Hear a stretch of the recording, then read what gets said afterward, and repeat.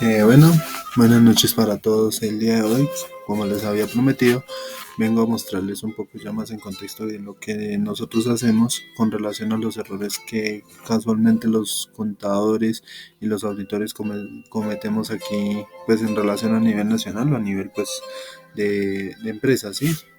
Pues quien les habla, pues Santiago Escobar, que es el creador de esta consultoría, de esta empresa llamada Consultoría de Procesos Contables Integrales 360, que sus siglas son CPCI.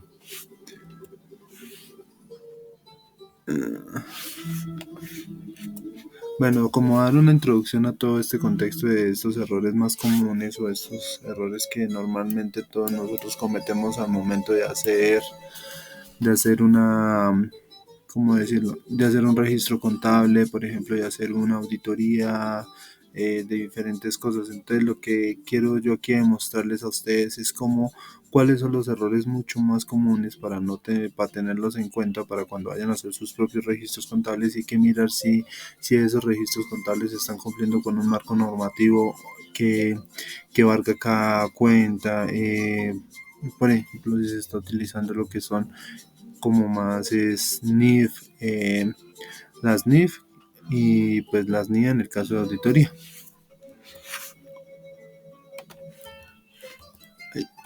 Bueno, ahora sí entrando en contexto, quiero hablarles un poco de los errores en la parte de contabilidad.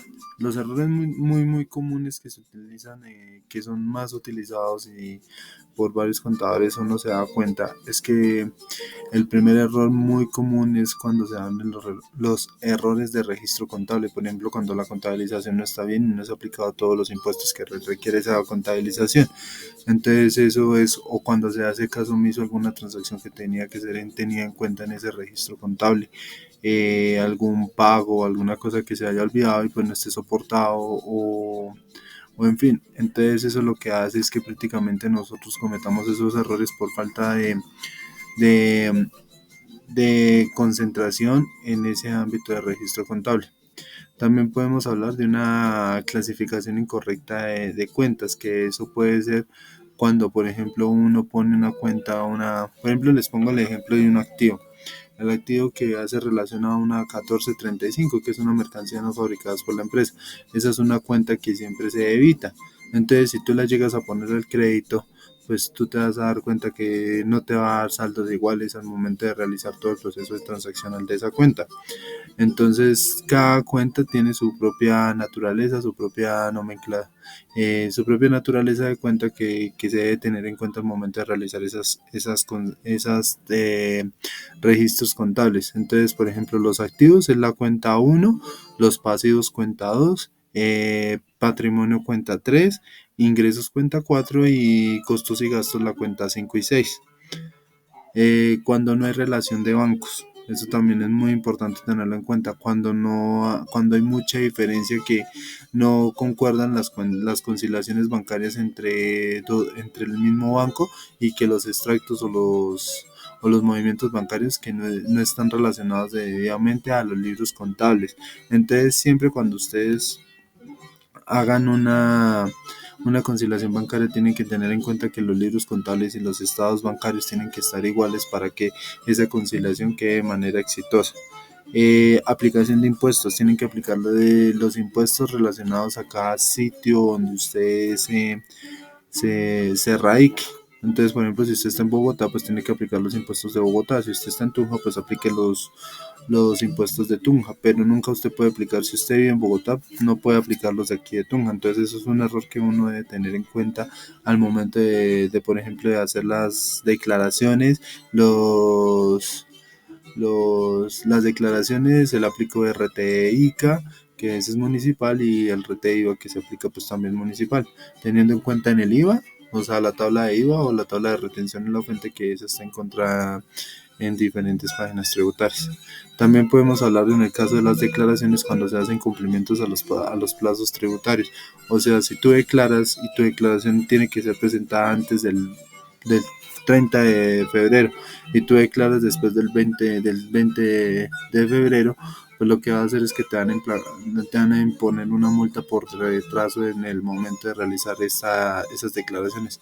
Entonces lo más casual es que se recomienda es que ustedes estén revisando la página de la DIAN donde se demuestre que hasta cuándo es la fecha máxima donde ustedes pueden presentar su declaración de renta, si eres persona natural o si eres persona jurídica. Bueno, en el caso de las empresas manufactureras, si tú haces un mal manejo del inventario, pues se va a tener una desorientación del costo de la mercancía que se encuentra en el sitio. Por ejemplo, si tú tienes 20 neveras y solo tú registraste 15, pues no es adecuadamente registrar las 15 porque tú tienes inventario físico, tienes las 20, entonces tienes que registrar las 20 y no las 15. Entonces, para tener eso en cuenta. Bueno, ¿cuáles son las consecuencias que debe uno ser preventivo y no tener, eh, ser preventivo y no cometer esos errores anteriormente mencionados? Pues esos son los errores que uno dice más casualmente se utilizan, pero hay muchos más errores que se utilizan en la contabilidad. Entonces, el primer error, la primera consecuencia si uno comete ese error es que va a obtener sanciones tributarias y sanciones legales. Puede ser que la información financiera esté errónea, entonces no pueden haber toma de decisiones al momento de saber en qué condiciones se encuentra la empresa, si se mira si toca realizar proyecciones, pero con una información verdadera y no con una información falsa o una información desactualizada. Pueden haber pérdidas de confianza entre los socios accionistas de la misma empresa y si llega a haber una consecuencia puede haber un fraude o desfalcos internos dentro de la misma empresa. Hay que tener cuidado con los fraudes. Cuando ustedes, por ejemplo, reciban o algún auxiliar reciba un soporte, tiene que revisar que ese soporte esté completamente diligenciado de acuerdo a las normas que se exigen para que ese soporte sea válido. Por ejemplo, si la factura que esté registrada ante la IAN, que tiene que tener registro tributario, tiene que estar consecuencia numérica de la IAN para que esa factura sea totalmente válida. Y ahorita más que todo que se está utilizando por requerimiento de la IAN, la facturación electrónica, dependiendo de la empresa a la cual usted esté trabajando, pero ahorita casualmente todas las empresas requieren de su facturación electrónica. Bueno, aquí voy a comenzar a hablar un tema importante que es la parte de auditoría y cuáles son los errores que un auditor comete al momento de realizar su auditoría. Cuando no tiene documentación adecuada, cuando la empresa, si tú eres auditor externo y no tienes la documentación de esa empresa, eh, si esa empresa no te pasa la documentación adecuada, pues tú no vas a poder encontrar los suficientes hallazgos que esa empresa tiene. Si esos hallazgos pueden ser positivos o negativos, entonces lo importante como auditor es que uno pida siempre toda la documentación la máxima documentación que uno requiera para poder revisar y hacer un checklist de los hallazgos. Antes de hacer la auditoría, hacer un checklist de la información o documentación que más se requiera por cada departamento de la empresa. Eso es recomendable y eso es lo que se utiliza. Ya después de que cuando ustedes hagan el checklist de la información que ustedes requieran de la empresa, cuando ustedes ya tuvieron reunión con sus clientes y tú eres auditor externo, tienes que hacer un checklist de la documentación que tú necesites para poder realizar el informe de auditoría con hallazgos aplicando las NIA, dependiendo qué NIA se requiera para ese caso. Hay que también tener en cuenta que mucho auditor lo que pasa es que no tiene mucha eficiencia para calcular la evaluación de riesgos. No identifica los riesgos financieros que cuenta la empresa para poder mirar en qué solución se puede sacar si la empresa está entrando en un proceso de liquidez muy difícil, que se necesite una solución urgente y no cuente con los recursos, ni con la documentación, ni con la información financiera necesaria para poder tomar esa decisión y no tener la forma de cómo operar para mirar hacia el futuro cómo está esa empresa. El muestreo es insuficiente cuando no hay elementos. Por ejemplo, el muestreo, cuando yo lo hago en empresas manufactureras, eso Yo puedo mirar si la maquinaria con la cual yo estoy produciendo mi producto para vender se encuentra en buenas condiciones, si le han hecho los mantenimientos adecuados, si cuenta con las normas específicas para poder uso, si el personal que utiliza esa máquina cuenta con la seguridad adecuada, cuenta con todo su dotación, su, su dotación adecuada para que no vaya a haber ningún accidente dentro de la misma empresa. Conflictos de intereses, eso también es importantísima. ¿Por qué? Porque cuando tú manejas una independencia comprometida, una independencia o un sector de esa empresa, y cuando no haya interés por parte de la misma empresa para poder dar los documentos que el auditor requiera, entonces no va a haber la misma efectividad que uno necesita para poder hacer sus respectivos hallazgos para mirar la condición en la cual ese departamento está funcionando. Si ese departamento está funcionando de una manera inadecuada, pues ¿qué va a pasar? Pues no va a generar pérdidas a la empresa, y en vez de generar pérdidas, lo que va a hacer es que la empresa comience a decaer y no va a comenzar a sumar, sino siempre va a caer en un ámbito negativo que eso no nos va a ayudar después a futuro. Está la detección de fraudes. Si falta de aplicación a procedimientos adecuados, eso es falta de procedimientos cuando no hay un procedimiento adecuado, cuando no, ¿cómo lo explico? Cuando no hayan fraudes, o sea que por ejemplo la empresa no le pase la documentación, puede haber soporte falso, uno como auditor tiene que saber qué condiciones de acuerdo a las mías son requeridas para poder aplicar esa auditoría a su empresa.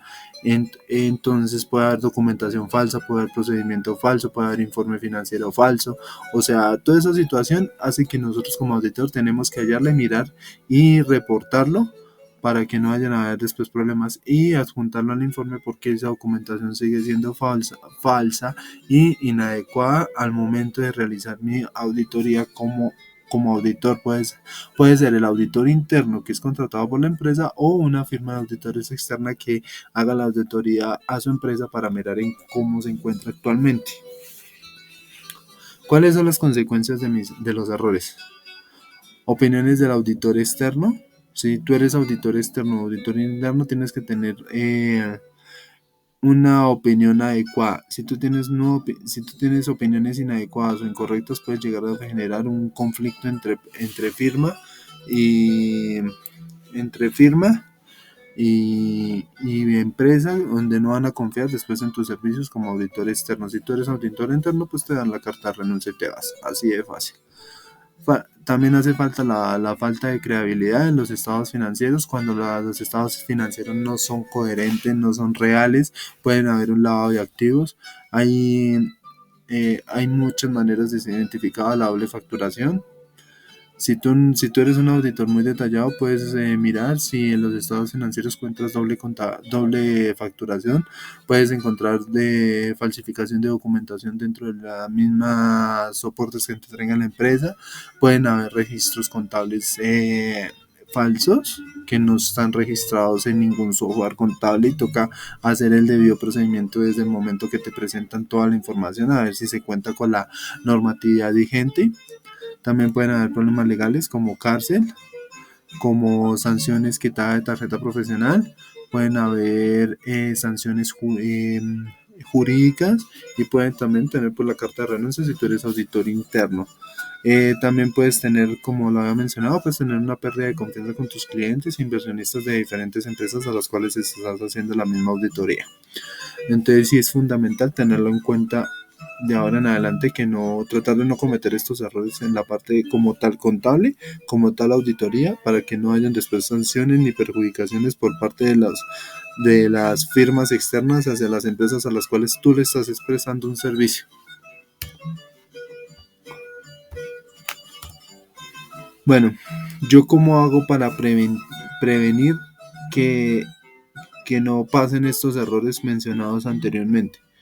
Una forma puede ser que nosotros tenemos que tener controles, como pueden ser internos como externos, tienen que ser efectivos y de maneras periódicas, o sea que estés haciendo constantemente auditorías dentro de tu misma empresa, dentro del mismo departamento de la empresa, para mirar si las condiciones se encuentran adecuadas o no. O si ves la necesidad, pues puedes contratar un auditor externo o un contador externo que te ayude a llevar una contabilidad o una auditoría para que miren en qué condiciones si realmente la empresa está relacionando la información debidamente soportada ante las instituciones pertinentes. Tenemos que capacitar siempre al equipo contable. Toca estar 100% capacitándolo, actualizándolo, normas de leyes, decretos, decisios, bueno, un poco de información que toca tenerla actual para poder aplicar en la parte contable y en la auditoría como tal son las NIAs, dependiendo de la NIA que se utilice. Las NIAs especifican en qué condiciones se pueden hacer la auditoría y con qué sentido es la auditoría y pues ahorita como todo es norma internacional, entonces se aplica pues, para la parte contable se aplica lo que son las NIF, las famosas normas de la información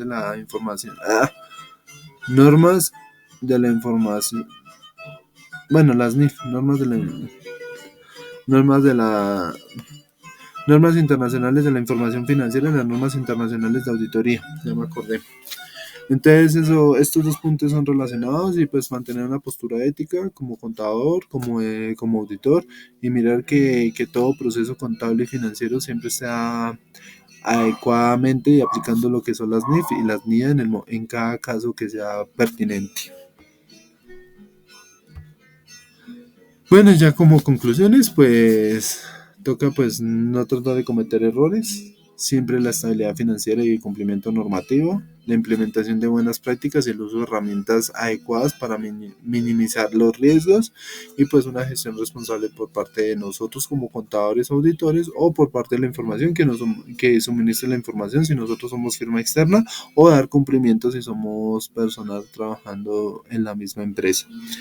Bueno, a continuación, espero que me sigan en mis redes sociales, como lo que son Facebook, Instagram, TikTok y pues mi canal de YouTube, que estaré subiendo más videos previniendo esta situación y también pues dando algunos tips necesarios para que se estén actualizando a cada rato. Entonces espero de su amable comunicación, que le den like, compartan y les estaré subiendo contenido más adelante. Bueno, si alguna información, si requieren algún servicio de mi empresa de consultoría, lo pueden hacer por medio vía telefónica o pues si necesitan algún servicio me pueden comunicar por vía correo electrónico o si son de aquí de la ciudad de Tunja pues me pueden buscar en la dirección aquí mencionada aquí adelante y siempre estaremos para servir en lo que ustedes necesiten como empresas. Gracias.